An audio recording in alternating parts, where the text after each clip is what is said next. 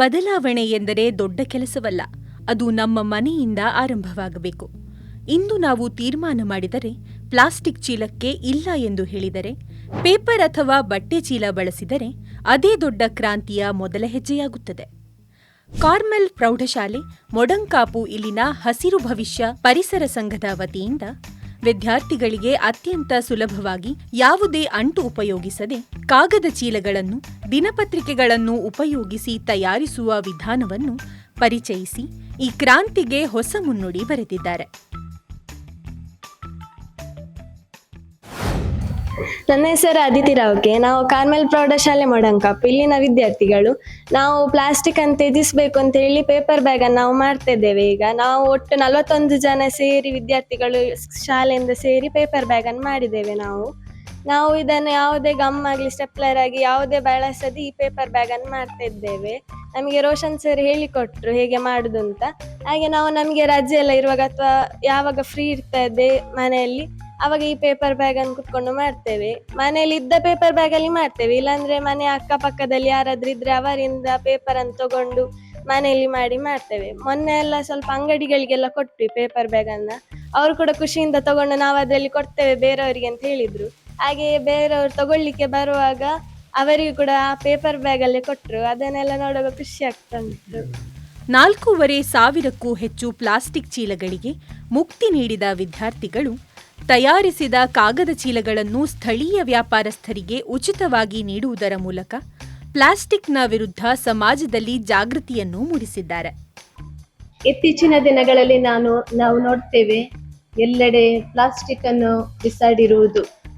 ಇಂತಹ ಈ ಸಂದರ್ಭದಲ್ಲಿ ಸರ್ ರೋಷನ್ ರವರ ಮಾರ್ಗದರ್ಶನದಲ್ಲಿ ನಮ್ಮ ವಿದ್ಯಾರ್ಥಿಗಳು ಸುಮಾರು 5,000 ಪೇಪರ್ ಬ್ಯಾಗ್ಗಳನ್ನು ತಯಾರಿಸುವುದು ತುಂಬಾ ಸಂತೋಷ ಆಗಿದೆ.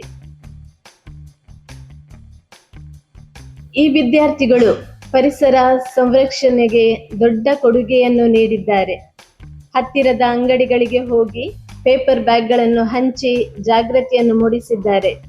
ಸಮಾಜದ ಎಲ್ಲಾ ಜನರು ಆದಷ್ಟು ಪ್ಲಾಸ್ಟಿಕ್ ಬಳಕೆಯನ್ನು ಕಡಿಮೆ ಮಾಡಿ ಹಾಗೂ ಬಳಸಿದ ಪ್ಲಾಸ್ಟಿಕ್ ಅನ್ನು ಎಲ್ಲೆಲ್ಲೂ ಬಿಸಾಡದೆ ಸರಿಯಾದ ರೀತಿಯಲ್ಲಿ ವಿಲೇವಾರಿ ಮಾಡುವುದು ನಮ್ಮೆಲ್ಲರ ಜವಾಬ್ದಾರಿ.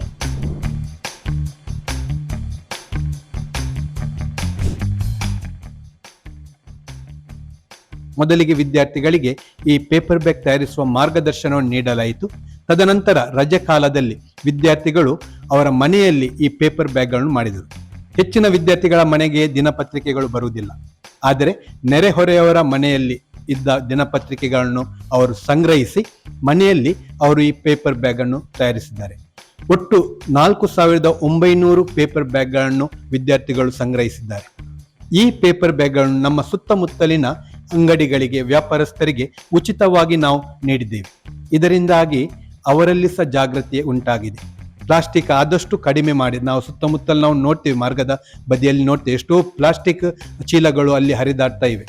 ಅದನ್ನು ಕಂಡು ಮನಸ್ಸಿಗೆ ನೋವಾಗ್ತದೆ. ಆ ಒಂದು ಸಮಸ್ಯೆಯನ್ನು ಬಗೆಹರಿಸುವುದಕ್ಕೋಸ್ಕರ ವಿದ್ಯಾರ್ಥಿಗಳಲ್ಲಿ ಹಾಗೂ ಸಮಾಜದಲ್ಲಿ ಆ ಒಂದು ಜಾಗೃತಿ ಉಂಟು ಮಾಡಲಿಕ್ಕೆ ಈ ಒಂದು ಕಾರ್ಯವನ್ನು ನಾವು ಕೈಗೆತ್ತಿಕೊಂಡಿದ್ದೇವೆ. ಪ್ರತಿಯೊಂದು ಪೇಪರ್ ಬ್ಯಾಗಿನ ಸಾಮರ್ಥ್ಯ ಸುಮಾರು 1 kg ಹೊರುವ ಸಾಮರ್ಥ್ಯ ಆ ಬ್ಯಾಗಿಗೆ ಇದೆ. ಈ ಕಾರ್ಯವನ್ನು ಮುಂದಿನ ವರ್ಷಗಳಲ್ಲಿ ಸಹ ನಾವು ಮುಂದುವರಿಸಲಿಕ್ಕೆ ಇದ್ದೇವೆ. ಬೇರೆ ಕಡೆಗೆ ಸಹ ಈ ಒಂದು ಯೋಜನೆ ನಾವು ಹಮ್ಮಿಕೊಳ್ಳಲಿಕ್ಕೆ ಸಹ ಇದ್ದೇವೆ. ಪಾಠ ಪುಸ್ತಕದಲ್ಲಿರುವ ಜ್ಞಾನವನ್ನು ನೈಜ ಜೀವನದಲ್ಲಿ ಬಳಸಬಹುದು ಎಂಬ ಅರಿವು, ಪ್ಲಾಸ್ಟಿಕ್ ಬಳಕೆಯನ್ನು ಕಡಿಮೆ ಮಾಡಿ ಪರಿಸರವನ್ನು ಕಾಪಾಡಬೇಕು ಎಂಬ ಸಂದೇಶ, ನಾವು ಸ್ವತಃ ಉಪಯುಕ್ತ ವಸ್ತುಗಳನ್ನು ತಯಾರಿಸಬಹುದು ಎಂಬ ನಂಬಿಕೆ, ಸಮಾಜದ ಒಳ್ಳೆಯದಕ್ಕೆ ತಮ್ಮ ಕೊಡುಗೆ ನೀಡಬೇಕು ಎಂಬ ಚಿಂತನೆ. ಈ ಚಟುವಟಿಕೆ ಪಾಠದ ಜೊತೆಗೆ ವಿದ್ಯಾರ್ಥಿಗಳಿಗೆ ಕಲಿಕೆ ಎಂದರೆ ಕೇವಲ ಓದು ಮಾತ್ರವಲ್ಲ, ಅದು ಬದುಕಿಗೆ ದಾರಿ ಎಂಬ ಸಂದೇಶವನ್ನು ನೀಡಿದೆ.